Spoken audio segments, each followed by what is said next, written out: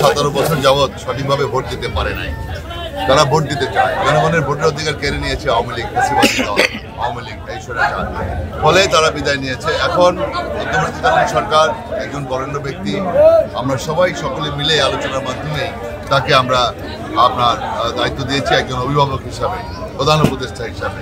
তো আমাদের প্রত্যাশা উনি সঠিক সময় উনি নির্বাচন দিবেন এবং বেশি কালক্ষেপণ করবেন না। কারণ ওনার বক্তব্যে উনি বলেছেন যে ছোট সংস্কার হলে পরে ডিসেম্বরে নির্বাচন হবে, আর যদি বেশি সংস্কার হয় তাহলে জুনে যাবে, জুনের ওদিকে যাবেন। এই ঈদে জামা জুতো অ্যাকসেসরিজের ডিসকাউন্ট।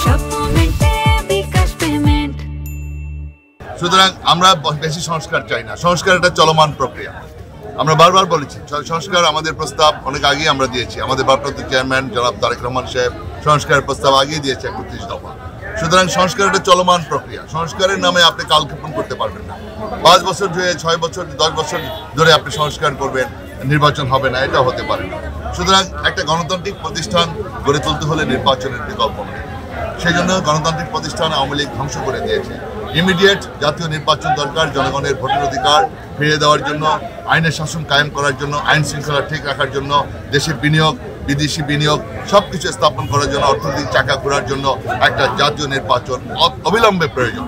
এবং আশা করি মাননীয় প্রধান উপদেষ্টা উনি অবশ্যই এই ছোট সংস্কার সম্পন্ন করে, উনি যে 18 তারিখ ডিসেম্বরেই উনি বলেছেন যে ডিসেম্বরেই ছোট সংস্কার করে নির্বাচন করা সম্ভব, উনি এই জায়গায় থেকে উনি ডিসেম্বরেই যেন সম্ভব এই নির্বাচনটা উনি করতে করা সম্ভব, এটাই যেন উনি করেন।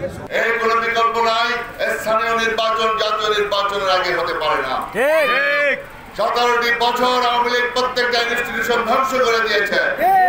সুতরাং ইনস্টিটিউশন ঠিক নাই, এই জন্য একটা পলিটিক্যাল স্টেবিলিটি দরকার, মানুষের ভিতরে আত্মবিশ্বাস দরকার, প্রশাসনের ভিতরে আত্মবিশ্বাস দরকার। আপনি স্থানীয় সরকার দিয়ে আরো হানাহানি হবে, কোন শৃঙ্খলা থাকবে না। এই জন্য একটি জাতীয় নির্বাচন করে একটি অবকাঠামো তৈরি করতে হবে।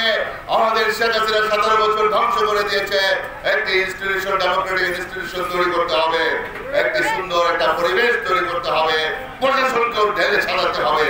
তাহলে পরে স্থানীয় নির্বাচন সুস্থভাবে হবে, আমাদের সাধারণ মানুষ তাদের নেতা নির্বাচিত করতে পারবে, ভোট দিয়ে মেম্বার চেয়ারম্যান নির্বাচিত করবে। সেজন্য আগে পরিবেশ দরকার।